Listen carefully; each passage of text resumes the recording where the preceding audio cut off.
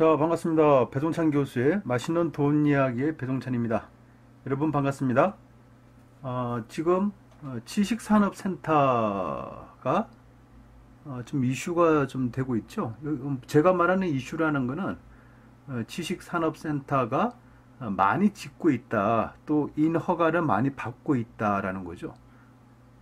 그래서 지식산업센터라는 것이 수익형 부동산으로 이제 상품들이 팔려나간다라고 볼 수가 있겠죠. 그러면 그동안은 뭐 지식산업센터에 대해서 보통 사람들 입장에서는 크게 관심을 가질 수가 없었죠. 왜 그러냐 하면 지방 강역시급 아파트들은 2007년, 2008년부터 계속 상승을 해왔고요. 또 서울 수도권 지역 아파트도 2014년부터 계속 상승하고 있는데, 우리가 지식산업센터라는 어디서는 많이 들어본 얘기지만 구체적으로 뭔지는 잘 몰랐을 텐데, 아무튼 요 지식산업센터가 뜨고 있다라는 얘기는 처음 이제 인식하는 그런 애청자분도 계실 것이라고 생각을 하고 있어요. 그러면 왜 이 지식산업센터가 뜨냐라고 본다면, 서울 수도권 또 전국에 있는 아파트 시장이 재미가 없다 보니까 이제 관심들이 이제 딴 곳으로 옮겨갈 수밖에 없겠죠. 예를 든다면 뭐 상가 쪽으로 갈 수도 있고 뭐 그럴 수가 있잖아요. 그 와중에 이제 지식산업센터가 요즘 조금씩 인허가 건수가 늘고 있고 인기가 좀 끌고 있다라고 생각을 들 수도 있겠어요. 그래서 이거 왜 그러냐라고 보니까 2011년부터 2014년까지만 해도 1년에 인허가 건수가 32건에서 41건 정도 사이였다가 2015년도에는 인허가 건수가 72건이고 2016년도에는 105건이고 2017년도에는 108건으로 이제 늘고 있다는 거고, 올해 또한 작년만큼 이렇게 인허가가 많이 신청을 하고 있다는 겁니다. 그러면 이 점에서 한 가지 좀 이렇게 우리가 알고 가셔야 되겠죠? 그러면 지식산업센터라는 건 뭐냐라고 하면, 뭐 쉽게 말해서 뭐 1990년대부터 구로나 또 가산 디지털 단지 등의 이제 높은 빌딩들이 막 올라가기 시작했죠. 그걸 우리는 그 당시에 뭐라고 부르냐라고 하니까 아파트형 공장이라는 거죠. 이 각으로 놓고 본다면 그냥 이제 굴뚝 공장이었지 않습니까? 굴뚝 공장이고. 근데 이제 1990년도 이후부터 이제 IT도 그렇고 벤처 기업이 이제 막 붐이 일어났잖아요. 그래서 이제 공장에 비하여 그냥 더 깔끔하고 더 깨끗하고 또 좀 어느 정도 좀 관리가 될 수 있고 또 고급스러운 분위기로 만들어진 아파트형 공장으로 이렇게 많이들 들어가려고 이제 선호를 했다는 거죠. 제가 알고 있는 사람들도 제 친구의 아버님께서도 이제 인쇄업을 좀 크게 하셨어요. 그래서 크게 하시다가 자기 건물 3층짜리 건물에 인쇄업을 하다가 요 아파트형 공장이 생긴다라고 해가지고 요걸 또 분양받으셨어요. 그리고 이쪽으로 아파트형 공장으로 이제 이전을 하신 거죠. 이것처럼 뭐 기업이 됐든 법인이 됐든 그 목적이 있는 사람이라면 이왕이면 좀 더 뭐 깨끗하고 깔끔하고 또 관리가 될 수 있는 곳으로 옮기고자 하는 마음이 있었겠죠. 그런데 요 당시에는요, 아파트형 공장에 들어오는 기업에 한해서는 취득세를 감면해주고 또 재산세를 감면해주는 여러 가지 혜택을 정부가 주었다는 거죠. 그러다 보니까 뭐 구로나 또 뭐 가산이나 또 서울 수도권에 있는 도심 지역에 있는 또 지역이나 아파트형 공장이 지어졌다는 거죠. 그런데 여기서 말하는 지식산업센터라는 거는 또 뭐냐라고 하니까, 요 아파트형 공장이라 하니까 또 느낌이 좀 어감이 좀 공장? 결론 공장밖에 안 되네 라고 이렇게 생각할 수도 있잖아요. 그래서 이게 아파트형 공장에서 공장이라는 단어를 뺐어요. 빼고 그냥 지식산업센터라고 이렇게 이름을 바꾼 거죠. 그러다 보니까 우리가 단어에서 전혀 다른 느낌을 받는 거예요. 훨씬 더 고급스럽지가 않나요? 예. 그리고 왠지 모르게 지식산업센터 뭔가 꿈틀꿈틀거리는 지식이 꿈틀꿈틀거리고 산업이 꿈틀꿈틀거리고 그 속에서 기업을 운영하는 사람 입장에서는 꿈을 이룰 수 있는 듯한, 그리고 또 새롭게 일자리도 창출되고 또 그쪽에 또 취업을 하고 싶은 마음도 들고, 요런 이제 이미지로 이제 단어를 바꾼 것 뿐인데 이 느낌은 전혀 다르게 느낌이 다가온다는 거죠. 그런데 이런 지식산업센터를 건설회사에서 요즘 많이 짓고 있다는 거예요. 그러면 건설회사가 많이 짓는 이유가 뭐냐? 그 이유는 간단하죠. 팔리니까 짓는다고 볼 수 있겠죠. 만약에 지었는데 분양이 안 돼요. 그러면 다른 건설회사가 저기 건설회사가 분양을 했는데 분양이 하나도 안 됐다. 이거 지으면 안 되겠구나 라고 해서 포기를 하지 않습니까? 그런데 요거는 지으면 분양이 된다는 겁니다. 특히 요즘 들어서는 분양이 아파트형 공장 같은 경우에는 보통 6개월 내지 1년 동안 이게 완판이 됐을 때 아이고 그래도 성공했다라고 하는데, 요즘 짓고 있는 지식산업센터를 분양할 경우에는 거의 한 달 내지 한 석 달 만에 완판이 된다고 하네요. 그러다 보니까 건설회사 입장에서는 이거를 안 지을 수가 없다는 거죠. 그러면 우리가 지식산업센터의 장점에 대해서 한번 알아볼까요? 첫 번째로 본다면 이제 한 평당 분양가가 600만 원에서 800만 원 정도라는 거죠. 보통 요즘 서울에서 짓고 있는 요 지식 산업센터의 한 평당 분양 가격이 2017년도에는 한 평당 724만 원에서 지금 2018년 1월 달을 놓고 보면 이제 한 평당 한 약 790만 원 정도로 이게 분양 가격도 이렇게 올라가고 있다고 하네요, 보니까. 그런데 790만 원이라 하더라도 이 건설회사 입장에서 보면 이 저렴하다는 거잖아요. 건축비가 많이 안 들어간다는 또 장점이 있잖아요, 보니까. 그리고 두 번째로 본다면 오피스텔이나 상가의 같은 경우에는 대출 받을 때 대출 비용이 좀 축소되지 않습니까? 한 40%로 준다, 50% 준다. 아니면 요즘처럼 이렇게 대출 규제가 심하게 나올 경우에는 한 30에서 40%밖에 안 나온다. 이런 식으로 대출 규제가 심한데, 요 지식산업센터 같은 경우에는 이 분양가의 70에서 80%가 대출이 가능하다는 거예요. 왜냐하면 국가가 장려하기 때문에.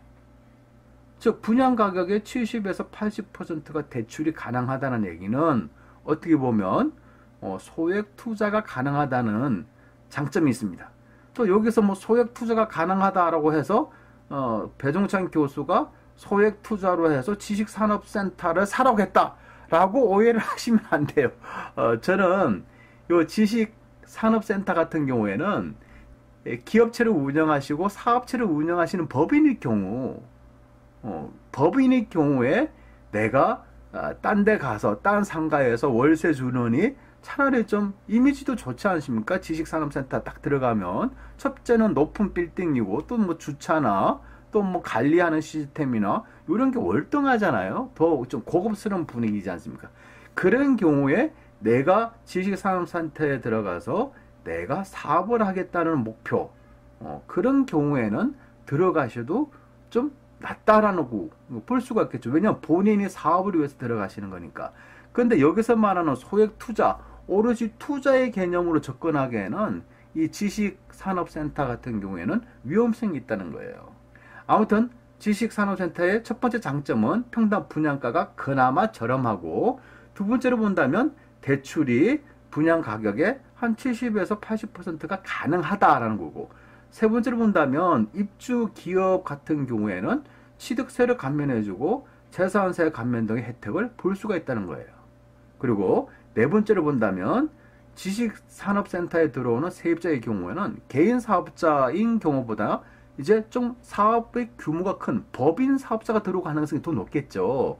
그래서 개인보다는 법인이 들어올 가능성이 높기 때문에 보다 안정적인 월세 수입, 즉 임대 수입이 발생할 가능성이 높다라고 볼 수가 있겠어요. 이런 와중에요, 이제 정부 입장에서는 요거 지식산업센터를 오히려 장려하고 있어요. 그래서 우리가 아파트의 경우는 대출도 규제를 하고요. 분양가 상한제에 영향을 받고 막 기타 등등 막 규제를 하지 않습니까? 그런데 정부 입장에서는 지식산업센터 오히려 장려를 하고 있어요. 더 많이 분양해라, 더 많이 팔리게 해라. 왜 그럴까요? 요 지식산업센터는 바로 일자리 창출이라는 거죠. 일자리가 창출되기 위해서는 법인이 많이 생겨야 되겠죠. 법인이 생기면 당연히 직원들을 뽑을 것이고, 직원들이 뽑힌다는 얘기는 일자리가 창출이 됐다고 볼 수가 있겠죠. 그래서 이 일자리 창출로 인해 가지고 경제가 살아나고 경제가 잘 돌아가게끔 원하는 거겠죠. 그래서 정부 입장에서는 이 사업을 장려하고 또 잘한다라고 할 수밖에 없다는 거죠. 거기에다가요, 올 초에 2018년 초에는 산업단지 활성화를 위한 개인의 임대 목적으로 지식산업센터를 구입하는 것도 가능해지게끔 하는 것도 추세의 흐름이다라는 거예요. 쉽게 말한다면 전에까지만 하더라도 지식산업센터를 매수할 수 있는 사람은 기업이나 법인이어야 했던 법인. 근데 이제는 개인 투자자가 구입할 수도 있게끔 이제 법이 서서히 바뀌어 나간다는 거죠. 그렇다고 본다면 예전 같으면 지식산업센터는 오로지 기업과 법인이 매수해야 될 것인데 이제는 개인 투자자도 매수가 가능해지게끔 한다고 하니까 그러면 이제 투자층이 넓어진다고 볼 수가 있겠죠. 그러다 보니까 이 건설회사 입장에서는 이거 뭐 기쁘지 않을 수가 없잖아요. 정부는 계속 풀어주고 잘한다라고 그러고 또 대출도 받아가라고 그러고 거기에다가 투자층도 기업이나 법인에서 이제 개인 투자자까지 포용을 하고 그러니까 건설회사 입장에서는 뭐 기쁘지 아니할 수가 없는 거죠. 또 이 지식산업센터를 건축하지 아니할 수 없다는 거잖아요. 그러다 보니까 이제 인허가 건수가 이렇게 증가되고 있다라고 볼 수가 있겠어요. 개인 투자자 입장에서는 또 반드시 알고 넘어가셔야 되겠죠. 투자를 하신다라고 하더라도 요게 뭐냐라는 것을 좀 알고 인식을 하고 이제 투자를 하셔야 되고 또한 조심할 부분에 대해서는 조심을 하셔야 되겠죠. 그래서 제가 보는 점에서는 요 지식산업센터는 앞서 얘기한 것처럼 본인이 법인이나 기업을 운영한 경우에는 들어가셔도 됩니다. 그런데요, 이 개인 투자자가 그냥 투자의 목적으로 요거를 분양을 받았다. 그런데 만약에 이 세입자를 구하지 못할 경우에 그럼 어떻게 될 것인가? 그러면 비싼 관리비를 여러분이 분양받았기 때문에 여러분이 납부를 하셔야 되겠죠. 세입자, 즉 기업을 구할 때까지. 그 다음에 대출 비율이 요거는 뭐 70에서 80%까지 해준다라고 했으니까 대출을 70%까지 받았다. 대출 금액이 예를 들어서 5억 받았다. 그러면 5억에 대한 매달 은행 이자를 부담을 하셔야 된다는 거죠. 즉 관리비하고 은행 이자만 하더라도 엄청난 비용이 되지 않겠어요? 그리고요, 또 하나 중요한 거 있죠. 지식산업센터는 가격 상승이 그다지 높지가 않을 거예요. 그리고 또 많이 오를 수가 없다는 거죠. 그냥 실제 말 그대로 그냥 내가 사업을 하기 위해서 그냥 주택으로 따진다면 실거주의 목적으로 접근을 하셔야 된다는 얘기죠. 그래서 실제 사업의 목적으로 들어가는 것이지 이 시세 차익 투자의 목적으로 접근하기에는 위험성이 많다라고 볼 수가 있겠고요. 또 만약에 들어가신다면 서울의 도심이나 수도권의 핵심적인 신도시에 대해서만 관심을 가지시고요. 나머지 수도권의 외곽 지역이나 지방 광역시급에 있는 그런 지역의 지식산업센터, 이 이름은 굉장히 예뻐요. 예쁘고 멋있잖아요. 왠지 모르게 막 품격이 느껴지는 말이잖아요. 근데 실제적으로 투자의 개념으로 접근하시기에는 실제로 들어가서 내가 분양을 받으면 또 실질적으로 월세가 안 들어오고 할 경우에는 그거는 완전히 마음이 무너질 수 있는 거죠. 그리고 앞으로 예전에 우리 지방 광역시급에서도 도시형 생활주택 얼마나 많이 지었어요. 근데 이 도시형 생활주택 또한 서울 쪽에서 짓기 시작하였고 또 한 2, 3년 뒤에 이제 지방 대도시 쪽에 또 지었지 않습니까? 이제 지식산업센터도 마찬가지일 것 같아요. 지방 대도시에도 지식산업센터 뭐 해가지고 막 분양들을 할 것 같아요. 수익형 부동산이라고 해서 투자를 권유할 계획은 아니다라고 볼 수가 있겠어요. 그런데 그나마 내가 그냥 사업을 목적으로 나도 법인을 운영하고 있는데 그냥 기존 상가보다는 여기 들어가고 싶어 라고 하신다면 그래도 그런 분에 한해서 눈여겨보셔야 할 부분은 첫 번째로 본다면 이왕이면 대형 평수보다는 소형 평수가 좋겠죠. 약 30평대 미만 정도로. 이게 너무 크다 보면 한 150평, 200평 하게 되면 만약에 임대가 안 나갈 경우에는 관리비만 하더라도 한 달에 몇백 나오지 않습니까? 거기에다 대출을 받았다 면 이자만 하더라도 얼마예요 이게. 그리고요, 평수가 크면 클수록 수요가 부족하겠죠. 보통 지식산업센터에 들어가신다라고 하는 기업체를 본다면 대기업이 들어가기에는 좀 그렇지 않습니까?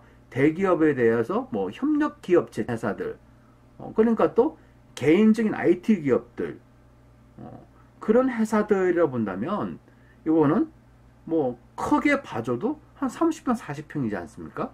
혹시라도 세입자를 못 구할 경우에는 위험성이 줄어들지 않습니까?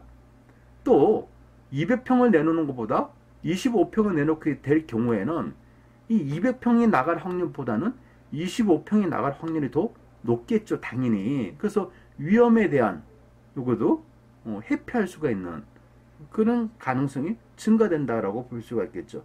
그래서 소형 평수에 관심을 가지셔야 되고요. 두 번째로 본다면 이제 교통, 또 주차 관리, 이 주차 대수가 몇 대 될 수가 있냐, 그리고 주차 비용이 얼마냐, 그리고 관리비는 어느 정도 나오냐, 그리고 그 건물 내에 편의시설 등은 어떤 것들이 들어있는지, 이런 부분에 대해서 전반적으로 꼼꼼히 살펴보셔야 되겠죠. 이 세 번째로 본다면 이제 한 평당 분양 가격이 중요하죠. 예를 들어서 한 지역에 이렇게 지식산업센터가 들어선다라고 했을 때 분양 가격이 인근 지역에 있는 지식산업센터 내지는 아파트형 공장 내지는 기존 상가 건물에 있는 월세보다도 더 비쌀 경우에는 조심하셔야 된다는 거죠. 왜냐하면 여기 들어오는 세입자 기업 입장에서는 이왕이면 월세가 적게 나가는 데가 더 좋겠죠. 그러니까 높은 분양가에서는 이거는 뭐 장사가 없는 거예요. 이왕이면 그 주변 시세 상가하고 적정한 선인지를 이제 확인을 하셔야 된다는 얘기가 되겠죠. 그리고 마지막으로 본다면 지금 인허가 건수가 막 증가가 되고 있지 않습니까? 그런데 건설회사가 막 짓기 시작할 거예요. 그러면 너나 할 거 없이 짓게 되면 요거 앞으로 2년 지나고 3년 지나면 아마 공급이 증가됐고 수요는 일정하기 때문에, 즉 공급이 증가되고 수요가 없으면 가격은 어떻게 될까요? 가격은 떨어지겠죠. 그럼 매매 가격이 떨어진다는 얘기는 내가 분양받은 가격보다 더 떨어질 가능성도 있다는 얘기잖아요. 거기다가 공급이 증가가 되면 자연스럽게 세입자들은 한정되어 있고 공급이 증가됐어요. 그러면 당연히 월세를 줄일 수밖에 없겠죠. 그러니까 수익이 감소가 된다는 얘기잖아요. 또 예를 들어서 아파트다, 그리고 뭐 주거용 오피스텔이다, 이럴 경우에는 그래도 꾸준함이 있지 않습니까? 아파트 같은 경우, 또 오피스텔 주거용으로 사용하는 경우 같은 경우에는 좀 가격이 좀이라도 싸면 세입자가 들어오잖아요. 지식산업센터는 이게 아파트형 공장이지 않습니까? 이거는 경기에 가장 민감하게 움직일 수 있는 거예요. 너나 할 거 없이 장사가 안 된다고 난리인데 내가 가지고 있는 아파트형 공장만큼은 계속 꾸준하게 장사가 잘 될 것이다, 이런 보장이 없다는 거죠. 그리고 한번 공실이 되면 앞으로 몇 달 동안 또 몇 년 동안 공실이 될 가능성도 있다라고 볼 수가 있겠죠. 그러면 그 공실일 경우에 그 관리비하고 또 은행 이자를 어떻게 우리가 부담을 하냐는 겁니다. 그래서 지식산업센터는 오피스텔하고 비슷하다라고 볼 수 있겠고, 심지어 오피스텔보다 더 못하지 않을까라는 그런 걱정이 되는 이제 투자 상품이 바로 지식산업센터이지 않을까라고 생각이 듭니다. 그렇다고 무조건 뭐 지식산업센터에 뭐 들어가면 안 돼, 뭐 사면 안 돼, 이런 얘기는 아니고요. 앞서 얘기한 바와 같이 서울의 도심 지역, 역을 끼고 있고 역세권이고 유동인구가 굉장히 많고 또 수도권에 있는 신도시들 같은 경우는 몰라도 그 외 나머지 지역의 지식산업센터라는 거는 우리가 투자를 할 때 어느 정도 위험성이 오히려 오피스텔보다 위험성이 더 높지 않나라는 염려 아닌 염려를 할 수밖에 없다라고 이렇게 말씀을 해드리고 싶어요. 자, 이상까지 배종찬 교수의 맛있는 도움 이야기였습니다. 감사합니다.